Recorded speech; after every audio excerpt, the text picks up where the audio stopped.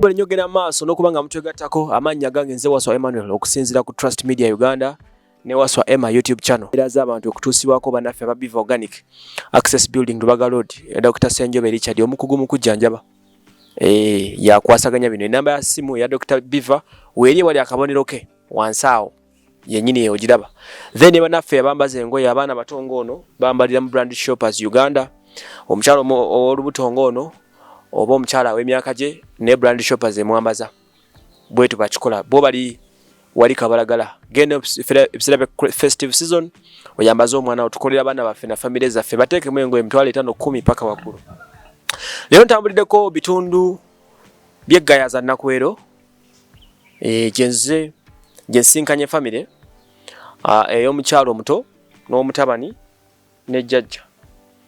Bano balina ensonga ezibaluma nga nategeddeko nti omwana ono mulwadde w'obulwadde obumanyikiddwa nga Sickle cell era nga bamugambye abasawo nti alina okukola kye bayita bone marrow. Nze okusinkana omukyalo ono mu mbeera gy'alimu atunnyonnyola obulamu bw'ayitamu n'omwana alina Sickle cell n'abasawo kye bamugambye ne ssente ezeetagisa okuba nga ajjanjabibwa okubaako obulamu bwe butuuka. Nsanyusa okulabako nnyabo. Nange okusinkanako se. Oli otya? Obulamu si bulungi. Okay. Obulamu bwakyuka. Bwakyukira ddala. Amannya go gwani? Amannya nze Namusitwa Habiba. Namusitwa Habiba. Namusitwa Habiba. Namusitwa Habiba. Yes sir. Okay. Olina emyaka emeka? 29. 29 okyali muto. Yes sir. Oh. Sebo gwani? Gali. Oli otya gali? You're fine. Oh. Oli otya nnyabo? Jendi Sebo. Osibeta Sebo. Jendi? Jebaleka emirimu. Kale Sebo. Nawe jebaleka. Amannya go gwani? Nze Sara Nampanga. Sara Nampanga. Abantu bano bayita otya? Ono muzzukulu. Ono muzzukulu. Ono abamuwala w'ekitegeeza. Mukamwana. Oh, okay. Ye family gye ntuusemu eyo. Ekisooka kya byonna omwana ono wani? Mwana wange. Ye first born? Ye first born sir. Okay. Yakatandikira ku nsonga yennyini eya bone marrow gyewangambye. Yes sir. Ekisooka kya byonna obulwadde omuluma bulwadde ki? Bamuzuulamu obulwadde bwa Sickle cells. Ng'obulwadde bwa musaayi. Mu bulamu bwa bulijjo buli omu alina red blood cells. Zibeera mu circular shape. Naye kati ezize zikola shape nga wolaba ey'omwezi. Sickle. Yes. So tezisobola survivinga ng'ezaffe ezisurvivinga. So zituuka ne zeekwata ne ziba nga tezisobola mu joints za magumba ge. Awo obulumi we butandikira. Okay. Yes. So tugenda okizuula nti alina Sickle cells. Yajjanga alwala naye tetwakitegeera. Teyasooka funa signs ze bafuna. So kyatutwalira ebbanga lya myaka 2 otuuka okitegeera nti mulwadde wa Sickle cells. Twali tuluubirira oweza emyaka 3. Okay. Yafuna attack esooka. Biri byonna byajjanga bibeerawo ng'omwana yenna bw'alwala. Ne mukitwala nga kirinoma. Ne tujjanjaba nga kye twalabanga musujja mutwe ssenyiga biki. Well, teyakula ng'abaana balala we bakula. Atya. We should say. Teyatuulira mu bbanga lye yandituuliddemu. Yatuulira ku myezi 6. Yayavulira ku mwaka mulamba. Which is abnormal. Yatambulira ku mwaka mulamba n'emyezi 9. Nacho. Yes. Okwogera yayogerera ku myaka 2 n'ekitundu. But kubanga teyafuna ezo signs ezo. Tetwakikola ki? Tetwakimanya. Tuba tulubirirwa oweza emyaka 3 we yafuna attack esooka. Gwajjanga musujja. Okay. Naye nga akaaba pain mu lubuto, abdominal pain nga y'amaanyi. N'afuna diarrhea n'asesema zaali ennaku ennungi 2 zokka. Amaaso nga gafuuse ga yero. Awo amaaso gaffe gakola ki? Wegazuukukira. Ne tugenda mu ddwaliro. Era we twatuuka mu ddwaliro omusawo kyasooka otugamba mugende mukole test ya Sickle cells. Yes. tekyali kyangugumiikiriza naye twagenda ne tugikola. Results zatwala ennaku ennungi 4 ne zikomawo. Only to come back ng'omwana ayina ki sickle cells. Naye ng'omuzadde yenna toyinza amawulire tegasobola kugwako n'ogakkiririzaawo. Twasooka ne tukola ki? Ne tuwaliriza ne tugamba naffe katugende ng'abazadde be tukole ki? Tukole tests zaffe. Kubanga okubeera n'omwana nga mulwadde wa sickle cells kitegeeza taata ne maama baki? Bakaria. So twagenda naffe ne tukola ezaffe. Tetwayagala kukozesa kifo kimu. Taata yagenda Mulago nange ne ngenda Mengo. Result ne zikomawo nga ffenna tuli baki? Bakaria. Ne tukikkiriza nti omwana muki? Mulwadde. So okuva ku olwo simanyi oba womanya ekintu kibikaminga worse, I don't know. Okuva ku olwo okuva we twategeera nti Gary mulwadde wa sickle cells obulamu tebwasigala kyekimu. Obubwe n'obwaffe ffennyini. Okuva olwaleero we tuyimiridde wano ngenda kusoma emyezi 7 kyakatwala bbanga ky'okuva mu kizuula. Tuli myezi 6. 6 months. Yes. That is mu kizuula nga mu 6. Yes. We twafuna tests ezikonfaminga. Osobola okulaba embeera eyo traumatization ebeerawo okunyula n'okulumwa. Omwana obwatandika okulula impact beza nkokusituka. Biki ebyatandikirwako ebyo byogamba nti mu butuufu byabanyiga? Ekisookera ddala omwana osobola mulaba wa myaka 3 n'emyezi 4. Yali yeetengerera ng'akola buli kimu, azannya, ayogera, yeeyagala, ng'omwana wa bulijjo we yandibadde. Naye kasita pain etandika bweti, of which pain ye occurring buli mwezi. Teriko bbanga mukeera ku makya nga muli bulungi. Nezigenda wera sawa 6 nga bitabuse. Ngakuba miranga. Buli womanyi ewalika joint. Akagala akasookerwako. Nkomanyi nti muli mu joint. Wonna wabeerawo obulumi. Joint bannaffe y'ennyingo. Wosoma ku bitabo kuba kati ye muto tajja tunyonyola. Bagamba pain togigeraganya na ku labor pains. Esinga ne pain y'omuntu agenda okuzaala. Exactly. Omulala ajja kugamba kibanga oli wakwata hama n'ennyondo n'akoona mu joints zo.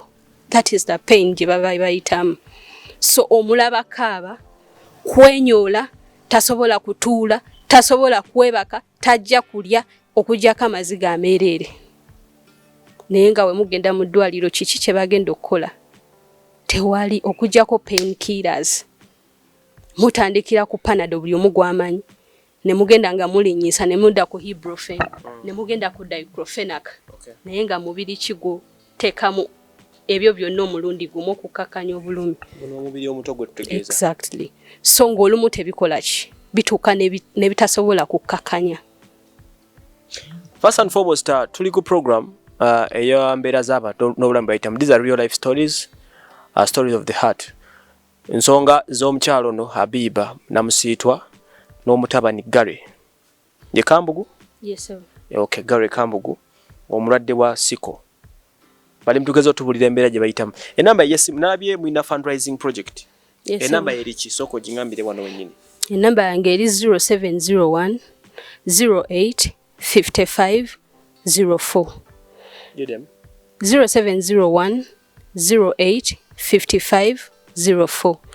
Ya MTN eri 0776 74 77 62.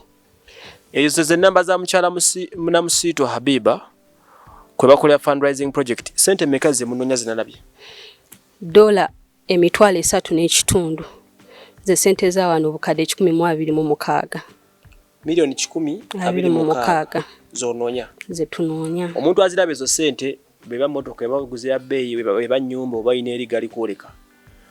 Ezo sente zigenda kukola kinaki? Kati we twatuuka ku stage nga tewali kisobola kuwonya bulwadde buno.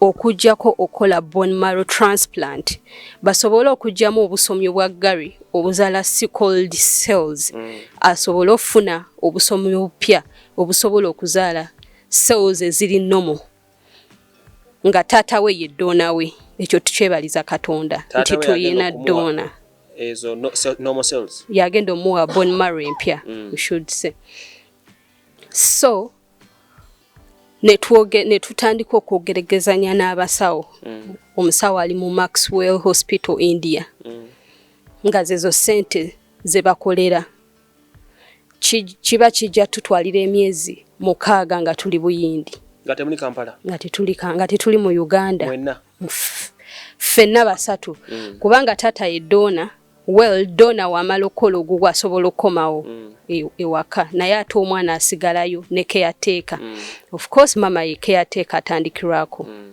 so kiba kijja tutwalira emyezi 6 nga tuli eyo okutuusa we bamanya nti kati guli ogugwe gwonna guweddemu omusaayi omulwadde yes kati gumakinze bulungi n'ogwa dona guproducinze cells empya ze ziri mu mubiri gwe process yana ku 18 okukyusa obusomyo bw'omusaayi okukyusa obusomyo kitwala wiiki 2 like the surgery itself kitwala wiiki 2 naye ayina okusigala mu sterilized environment we bagiyita which is not in Uganda emmere gyalya eri sterilized kubanga omubiri guba open agezaako kwa adoptinga byonna bye yafunye okuva ku dona we so kitwala wakati w'emyezi 3 n'emyezi 6 naye olw'okuba dona yandibadde perfect dona yandibadde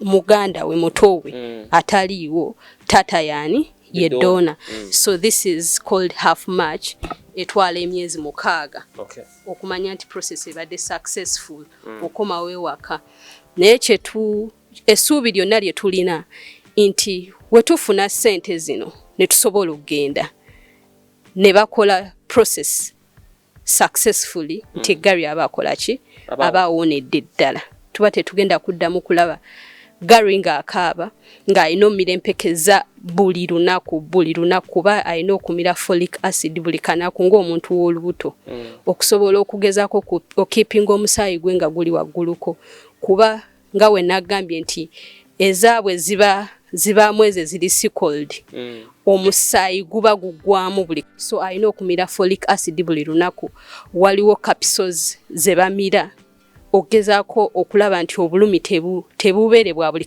kanaku weewaawo bukola ki bujja buli kumpi mwezi jjajja obeerawo ne Gale sembeeramu Katonda obeera ne muzzukulu Nsaba bangambye asiba ku banduulu wano nga embeera si nnungi sooka otusigire ku kifaananyi ng'otunuulira muzzukulu ono ng'akuba emiranga aba akaaba nnyo aba mu bulumi obw'ekitalo wakusitula kutambula ennyumba yonna bwe mutyo takkiriza kukka wansi oba omutambuza omukubirira bw'omuteeka okwo wansi ku buliri oba omukubirira bukubirizi bw'oti naye nga tekisoboka ng'agaana yakuba nduulu emiranga eminene naawe ate nodda mu kukaaba ng'obuli obulumi bumususseeko bwakuba endulu ayinza gikubira nnaku nga mmeka ng'akaaba eyinza okuba wiiki yonna nga mulinamu akadde ke musirikamu lunaku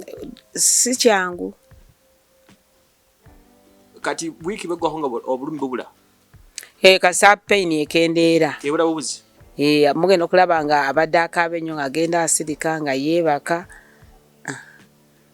kati gwe ng'omuzadde kuba kati gwe mukulu wabe wonna wotuli abatabani bo n'omuzzukulu nga bali mu mbeera ya kuyaayana nange mba mpulira bubi kiki oyinza okusaba na Uganda kuba kati ddoboozi lyo nga maama kuba kati obeera wano n'obalaba bakosebwa mu mirimu gyabwe n'ebisigalidde okutuwa obuyambi basabe obuyambi tusaba obuyambi okutudduukirira ku muzzukulu wange ono omulwadde wa Sickle ate nga jjajja talina ssente tubadde tusaba tukuba omulanga batudduukirire zikusanze gw'oli naye wano ng'omukuuma emisana mufe tubeera naye then mama nga agenze kunoonya ssente okay mukyala Habiba yes sir abantu people abangi nnyo abali mu mbeera gy'olimu kituufu nga balina abaana nga bano kati fe batanabafuna ebyensinga bimanyi tomanya bijja maaso yongera okutusigiremuko embeera omwana ono okubeera nga alimu enembeera how has it affected you? Ekisookera ddala oyita Mubulumi nga ggwe kubanga omwana wo already ali Mubulumi. Yes. Tosobola mulaba nga akaaba nosigala ng'okanula maaso. Absolutely mwenna mumaliriza mukolaki mukaaba. Ebirowoozo obeera ku bunkenke leero bunaaca butya leero bunaaziba butya bw'olaba ng'enkuba ejja kuba tebalina beera mu mpewo mwana muto ogenda muga nti jangu twambale esweta agambe nti nedda tinedda tabimanyi tosobola kukola by'obadde okola kubanga oli mu dduka leero mukedde mulago enkya mugenda keera maybe kasubi kubanga babalagiridde you know munoonya bulamu emirimu gifa ne woba obadde olina kyoteekako engalo kifa kiyimirira n'osooka odduka bali abala tebajja bitegeera bakasitoma tebajja bitegeera bw'anaalaba nga waggale well ono takyakola ki takyabeerawo so nga ssente muzeetaaga nga bwe mutazeetaagangako obulamu tebusigala kyekimu w'olowoozaako kaseera ako ak'okusomero kanaabeera katya leero ajja soma enkya tajja kukola ki naye nga naye alina rights ze ng'omwana omulala yenna naye abeera n'ebirooto bye naawe ng'omuzadde oyagala olaba omwana wo nga atambulira ku peesi yemu ng'abaana abalala ekitajja kusoboka because life is uncertain obulamu bwe tebuyimiridde. Kambuuza ekibuuzo okola mirimu ki? Nze ndi business woman. Otoosuubuza byamaguzi. Exactly. For the last 6 months olowooza ssente nga mmeka z'ofulumiza? On average basis tie embeera gitubeeramu omwana okuva alwala ssente zigenda ekisookera ddala ssente z'okutambula tezisigala nga we zandibadde dduka eddagala lya buli lunaku bala nti buli lunaku at least weetaaga emitwalo egitaka wansi weena kuono omukulu exactly gino back stand ebyokunywa tebisigala nga we byabadde nti ogenda muwa amazzi ne chai mweyongereyo bali aki ekisookera ddala alina okuba nga ali ebibala buli lunaku alina okuba nga alya greens buli lunaku yeetaaga okunywa liters ezitaka wansi wa 2 buli lunaku naye nga w'omulaba muto togenda muwa amazzi gokka olina omubuzaabuza nti mufunyeyo karaibena mufunyeyo ku lucozade mufunyeyo ku kino musobole okuweza lita zammwe ziri emmeka 2 oba olina oba toyina olina omuwa ekikopo ky'amata buli lunaku olina omuwa millet flour buli kanaku so yembeera gye mutambuliramu emmere togenda muwa mmere nga abaana balaba bonna bwe banaalya nti twafumbidde wamu katumuwe nedda eyiye tagenda kulya bisiike nga abalala so muyina okuba nga muyina special meal wali aside exactly. Abaffe tuli ku bulamu abalwadde ba sickle cell bwe bayitamu bulwadde buli so expensive nnyo kino kigenda personal family ezo ezitukama bulwadde nga bano olusi zitankalana gwe n'omwami status yamwe esigadde etya? Kati ekisooka ekyo kyo nkyebaliza Mukama nti yakitegeera nti ffenna tuli ba contributor ku kino wadde nga fembi tetwamanya maybe singa twakiconsideringa ne twekebeza before tetwandibadde mu mbeera gye tukola ki gye tulimu naye kati weebuuza singa twawukana omwana asigalawa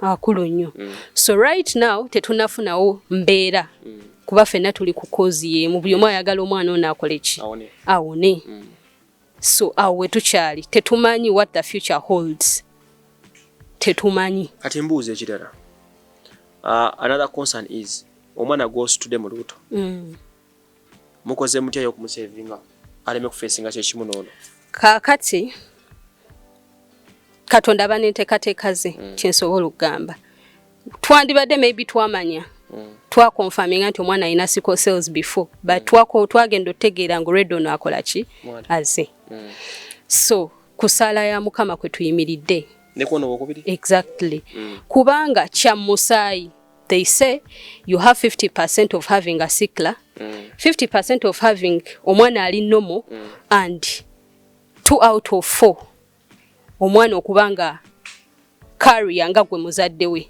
So ekyo tukirekerani mukama. Mbadde manyi nti waliwo nga abakawuka balina enteekateeka, mbadde manyi namwe there is something you can do. It can be done sikwono right now. Waliwo eyo gye bayita IVF, of which naye is so expensive. It goes for around 80 millions.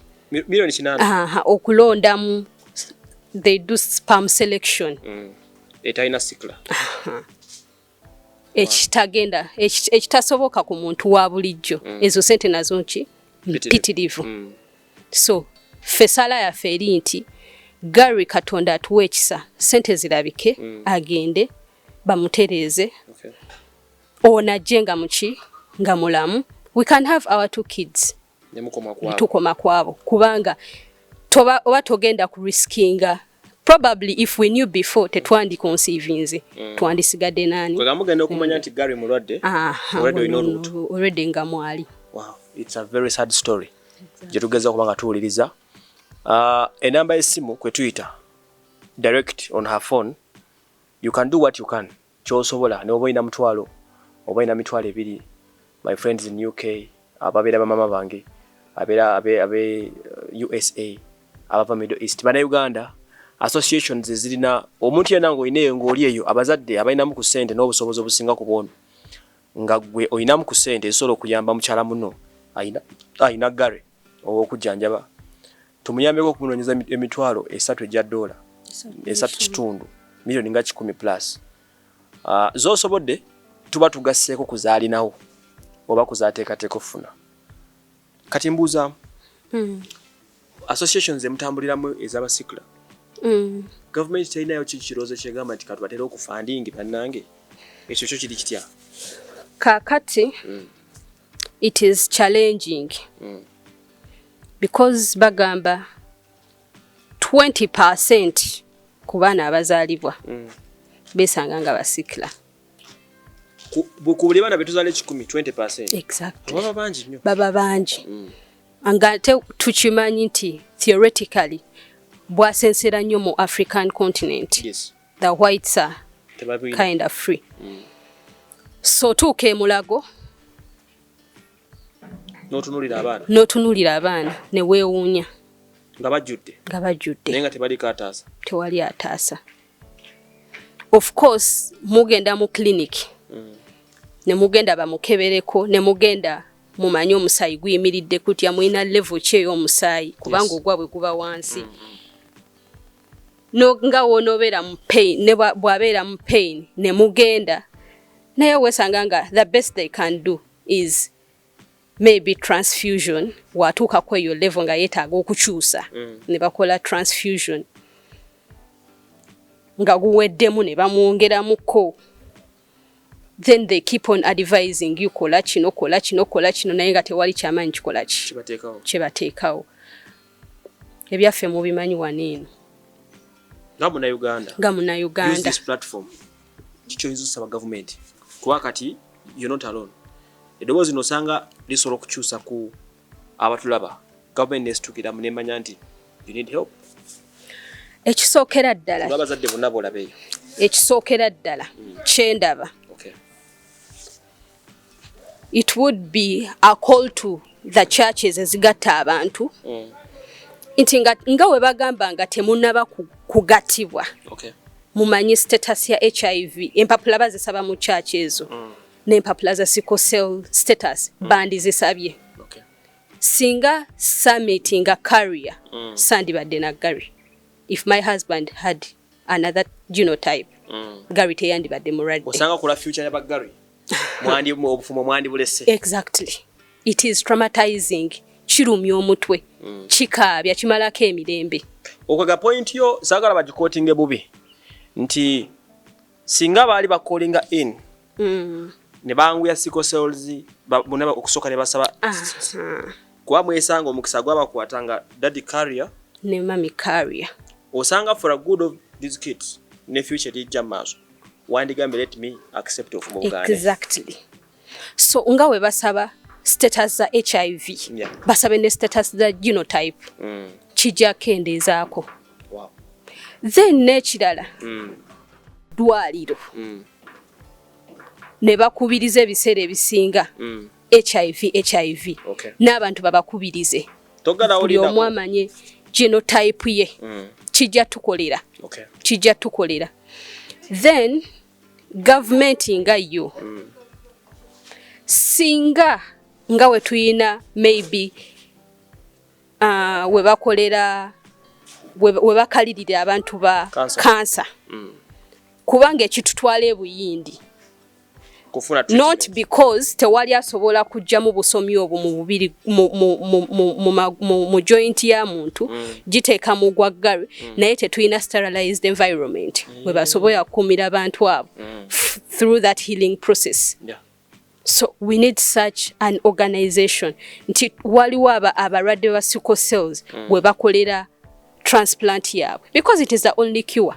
Tewali singa tuyina sterilized environment probably trying to tugolera one beeyi eno eri waggulu kubanga omala ebbanga ddene mu nsi etali yiyo singa ebadde wano exactly maybe it would be a little cheaper exactly. Wow. Kati guno omwezi gwe tuli musebo kyamuyoddemukko omwezi gwakatandika twafunamu pain ya mukono I think it took a week as well. Tawusobola mwambaza lugoyi abeerawo tosobola mukwatako kubanga esaati oba kikiyita mu mukono naye kubanga mulimu pain tojja sobola kukola ki kumukwatako buli omukono gwonna nga gumuluma. Yes. Wow, byeyembeera egenda maaso. Tutuuse ku nkomerera program mbasaba omukyala Habiba Namusiitwa n'omutabani Gary Kambugu mubakwatireko buli omu kyolina kyoboteka ku namba y'omukyala Habiba Namusiitwa on a direct phone. It's a very big campaign eya millions of money mitolo gya $3.5 bwo bukadde nga 10 something zetwetaaga oba family zeetaaga kyoba otodde oba ogabye cause nene nnyo ku kutaasa future y'abo abalijja maaso abali wala sikutolimanya alibeerani aliba mutabani wa mwana wo yali esanga mweyembeera some number tusibule tuliwana. Number yange eri 0701 08 55 04 ya MTN 0776 74 77 62. Yesa manya gani? Namusiitwa Habiba. Namusiitwa Habiba gemanya jajja nze nkusibudde. Kale sebo. Webale kulabirira abantu bano. Kale sebo. Baby Gary. Bye bye. Obangande konta ino obusungu bungi buvaawa linda mukateni. Obusungu buvaawo. Kati excuse me. Ekisooka nze ng'omuzadde ndowooza yingira eddwaliro fuluma eddwaliro kisookera ddala nekimumalako emirembe kuba mukambwe nnyo mukambwe he got emotional then n'ekirala alaba banne nga bakola bye balina okukola ye ng'ali awo kyatasobola omwana omuto okubanga ku makya alina okukerera ku mpeke nga tanneebaka alina okumira eddagala it traumatizes him. Yes. Si bwe kyali teyakirabanga before talaba balala nga bakikola ki balimira ye buli kaseera alina okubanga yeekapise long sleeves. Yes. Tetwagala mpewo ekole ki tazanyirako mu nkuba. Sawa zigenda owera saa 10 alina okubanga ali mu nnyumba ekitali ku baana balala. So ekyo kyokka kimukola ki kimunyiiza kimujjako. So atuuka ekiseera tayaga bw'abanga wakoze akantu kati ni bwe kati tosala mu maaso ge kimujjako kimunyiiza wabanga olunaku lwakedde nga tojja kuba mukwano gwe ne woona okola ebyenkana ki naawe kikatinga across taata maama buli kimu. So awo we tuli so nga bagamba pain eri bwejja tekoma kwata joints. We've seen abaana nga bafunye stroke nekwata obwongo obwongo ne bucyankalana omwana nafuuka mulema ebyo byonna bye tugezaako okutaasa. Bone marrow in time limit? The earlier the better. Omwana watuuka myaka 15 healing process ebefudde eba ntono nnyo akyali ku myaka emeka 3 n'emyezi 4. Gary, bye bye. Bye. Okay. kale mbere bulungi mweraba